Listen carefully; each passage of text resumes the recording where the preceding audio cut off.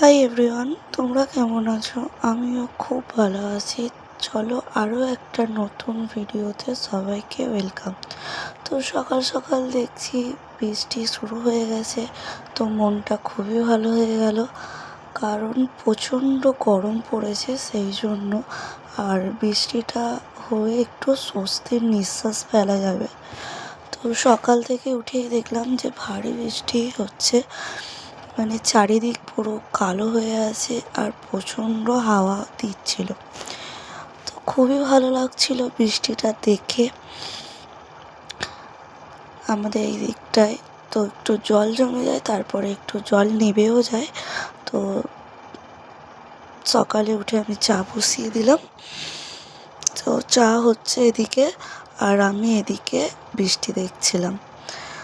তো আমার বৃষ্টি হলে খুবই ভালো লাগে আর ভিজতে খুব ভালো লাগে। তো এখন তো ভেজা যাবে না, সেই জন্য দেখি জানলা দিয়ে। তো যাই হোক, তারপরে আটাটা মেখে রুটি করার জন্য আর আমি এখানে চা নিয়ে চলে এসেছি ছেলেকে খাওয়ানোর জন্য। তারপরে আমি জানলার দিকে দেখলাম, তো টবে দেখছি ভালোই জল জমে গেছে এদিকটা, মানে ঝাপটা এসছে। তো আজকে জল আর দেবো না গাছে, কারণ বৃষ্টির জলে অনেকটাই জল পড়েছে সেই জন্য। আর জানলা দিয়ে দেখছি বৃষ্টি। তো আজকে বিয়েবাড়ি আছে, আজকে না কালকে আমাদের বিয়েবাড়ি আছে। তো সেই ভিডিওটা আমি দুদিনের ব্লগ এই ভিডিওতে নিয়েছি, কিছু কিছু ক্লিপ নিয়েছি, সেই জন্য পুরো ভিডিওটা দেখার জন্য তোমাদের অনুরোধ করলাম। যাই হোক, চলো আজকে কি করি সারাদিন তোমাদের সাথে শেয়ার করব। তো বৃষ্টির জন্য আমি ওকে স্কুলও পাঠাইনি, কারণ প্রচণ্ড বৃষ্টি হচ্ছে সেই জন্য। তো বললাম স্কুল যেতে হবে না, ঘরে থাকো। তো ও ফোন দেখছিল গেম খেলার জন্য। তাও আমি বললাম ঠিক আছে, চা করো, রুমের ভেতরে করো। তো ও গেম খেলুক, তো আমি এদিকে চলে আসলাম। তারপরে দেখলাম যে বৃষ্টিটা একটু কমে গেছে। আর এটা আমার মানি প্ল্যান্ট গাছ, আর এটা আমার কি লতানো গাছ যাই হোক বলে হয় কি, অনেকটা বড় হয়ে গেছে গাছগুলো। তো বৃষ্টির জলটা অনেকটাই জমে গিয়েছিল, আমি টবটায় কিছুটা জল ফেলে দিয়েছিলাম। আর আমার ছেলের সাইকেলটা বাইরে ছিল, তো থাক, পরে সাইড করে দেবো। একটু হলেও বৃষ্টিটা কমেছে। তারপরে ও বলল আমি আম খাবো, তখন বাজে প্রায় 11:30। তো আমি ওকে বললাম ঠিক আছে, আমি আম কেটে দিচ্ছি, তো বসে বসে খেয়ে নাও।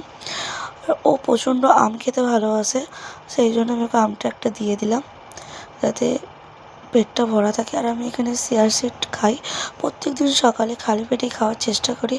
তো আজকে খালি পেটে খাইনি, আজকে আমি প্রায় 11টা 11:30টার সময় ওকে আমি চিয়া সিডটা খেয়েছিলাম। একটুখানি ভিজিয়ে রেখে দিয়েছিলাম যাতে একটুখানি নরম হয়ে যায়। আমার সিস্ট আছে সেই জন্য চিয়া সিড আমি প্রত্যেক দিনই খাওয়ার চেষ্টা করি। তোমরা ট্রাই করতে পারো, খুবই ভালো। যাদের সিস্ট আছে, পেটে লাগে, আমার বমি হয় আর পেটে প্রচণ্ড ব্যথা করে, তো আমি সেই জন্য সিস্টের জন্যই চিয়া সিডটা প্রত্যেক দিনই খাওয়ার চেষ্টা করি। তো যারা যারা এরকম সিস্ট আছে খেতে পারো, খুবই উপকার সিস্টের জন্য চিয়া সিডটা। তো তারপরে আমি ছাদে চলে আসলাম গাছগুলো দেখার জন্য। ছাদে উঠে দেখি বৃষ্টি হচ্ছিল, টিপ টিপ করে বৃষ্টি হচ্ছিলো, আর পুরো ছাদটা পরিষ্কার লাগছিল। আর এইখানে আমার কাকাদের নিম গাছটা আমাদের মানে ছাদের দিকটা চলে এসছে একদম। আর এইটা আমাদের আমফানে ভেঙে গিয়েছিল। তো যাই হোক, আমি ভাবছিলাম যে গাছের ওপরে না পড়ে যায়, পুরো ডালটা ভেঙে মানে আমাদের ছাদে পড়েছিল। তো তারপরে দেখি আমি যে গাছে অনেকটাই জল জমে গেছে। আর এটা হচ্ছে আম গাছ, আর এটা হচ্ছে বেগুন গাছের চারা বসিয়েছিলাম, একটা ফুল গাছ, আর ওটাও একটা ফুল গাছ। আর এটা জবা গাছ, জবা গাছে কি সুন্দর ফুল এসছে দেখো তোমরা। আর এটা হচ্ছে বাগানবিলাস গাছ, যেটা আগের ভিডিওতে বলেছিলাম। তো ওটা ধরে গেছে, পাশেরটা মারা গেছে। আর এটা হচ্ছে পেয়ারা গাছ, এটা আছে বেল ফুল গাছ, আর এটা হচ্ছে সবেদা গাছ।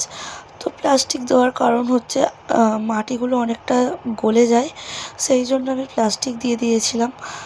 তো এটা জবা গাছ, এটা কুড়ি এসছে, এটাও হবে ফুল। আর এটা কী ফুল গাছ আমি জানি না। আর এটা লেবু গাছ, এটাও একটা বাগান বিলাস ফুল গাছ, মানে কাগজ ফুল যাকে বলা হয়। তো এই লেবু গাছে অনেকটা জল জমে গিয়েছিলো, সেই জন্য আমি ফেলে দিলাম।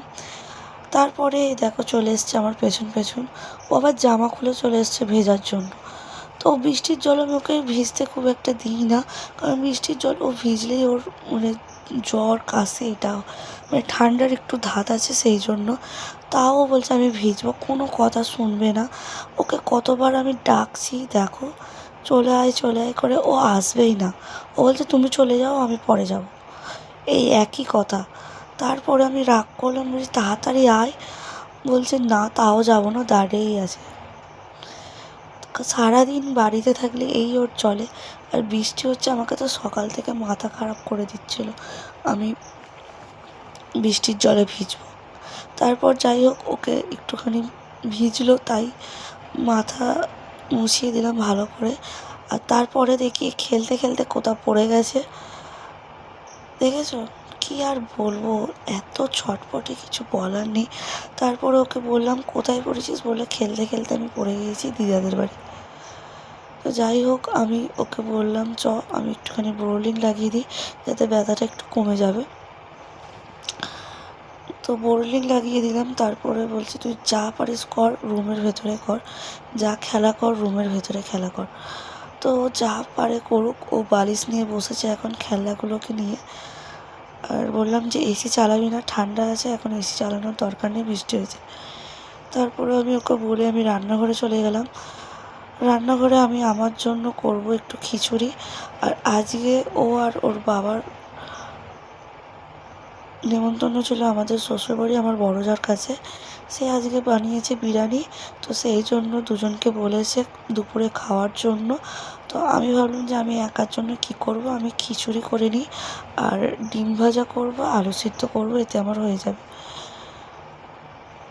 আর আমার দেওরের বিয়ে আছে রাতে, তো সেখানেই যাওয়ার আছে।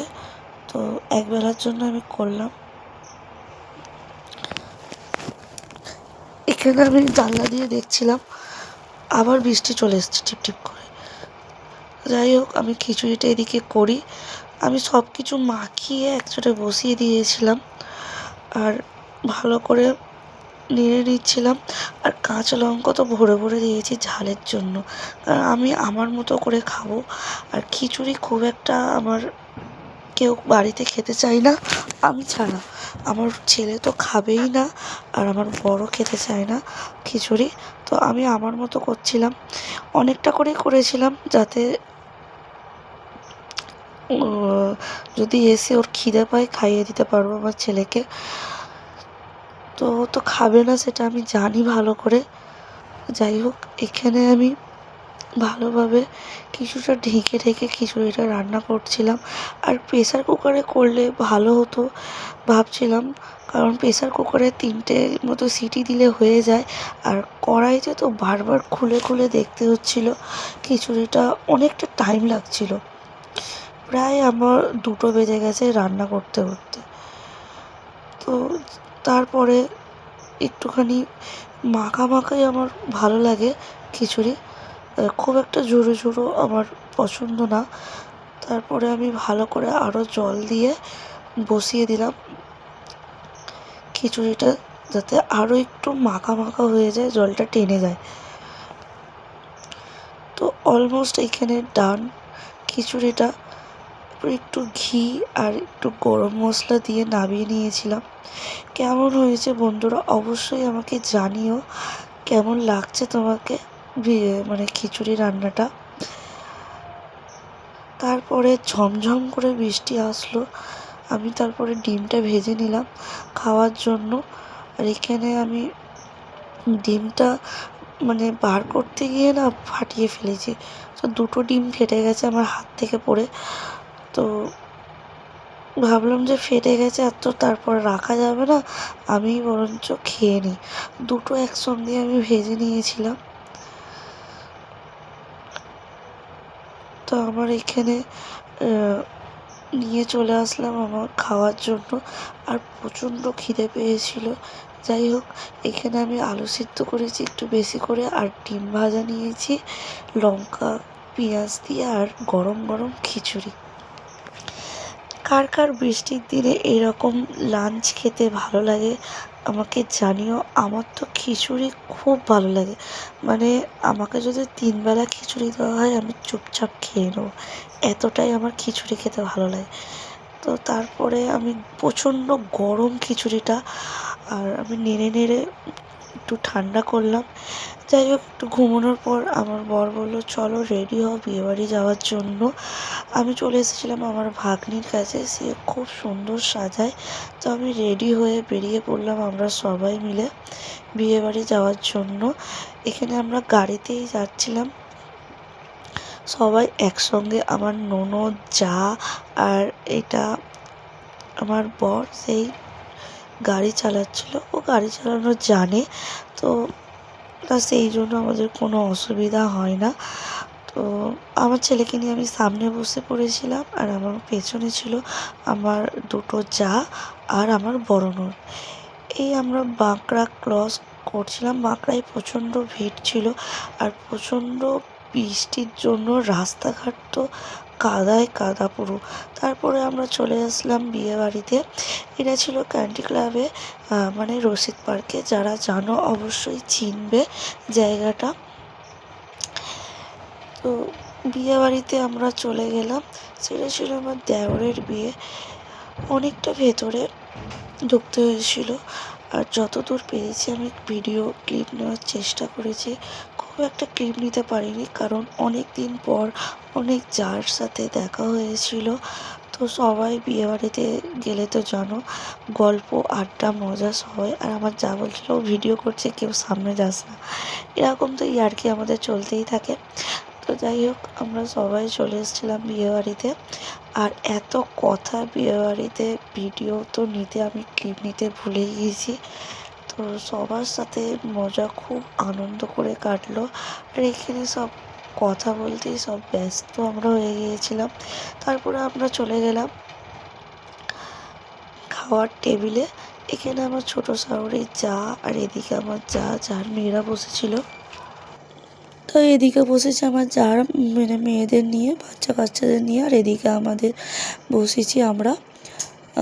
তারপরে কাবাব খাওয়ার পরে চলে আসলো নান আর মটর দিয়ে মটন কিমা। তারপরে এখানে চলে আসলো বিরিয়ানি। তো কিছু কিছু ক্লিপ নিয়েছি, যতদূর পেরেছি আমি চেষ্টা করেছি নেওয়ার। তো এখানে আমাকে একটুখানি ভাত দিয়ে চলে গেছে, আলু দিয়ে চলে গেছে। তো তারপর আমার যা বলছে তুমি কি ভিডিও করছো, আমি বলছি তোমাকে নিইনি ভিডিওতে আমি।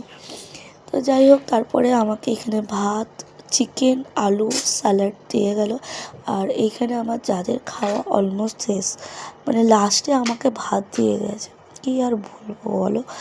তো আমাদের এখানে খাওয়ার পরে আমরা বেরিয়ে পড়লাম, অনেকটা রাত হয়ে গিয়েছিল, প্রায় তখন বাজে 12:30। তো বাচ্চাদের নিয়ে অনেকটা রাত হয়ে গেছে, তো আমরা বেরিয়ে পড়লাম সেই জন্য। তারপরে আমরা বাড়ির জন্য যাচ্ছি। আর এইখানে আমার তো ভীষণ ঘুম পাচ্ছিল রাস্তা দিয়ে যাওয়ার সময়। কি সুন্দর লাগছে, রাস্তায় কেউ নেই, পুরো ফাঁকা অন্ধকার, খুব সুন্দর লাগছিল গাড়ি করে যাওয়া। আর এখানে ব্রিজটা দেখছিলাম। তো গানটা চালাইনি, আসার সময় গান চালিয়েছিলাম, আর যাওয়ার সময় ভালো লাগছিল না সেই জন্য গানটা চালাইনি। আর এখানে জানো রাত হলেই লরির ভিড়, আর আমার যা আর আমার ভাসুর সামনের বাইকে ছিল, ওরা আমাদের সামনে যাচ্ছিলো আর তার পেছনে আমরা ছিলাম। তোমাদের ভিডিওটা কেমন লাগলো অবশ্যই জানিও। আর আবার আসবো নতুন কোনো ভিডিওতে, তো অবশ্যই লাইক কমেন্ট শেয়ার করে দিও। সবাই ভালো থেকো।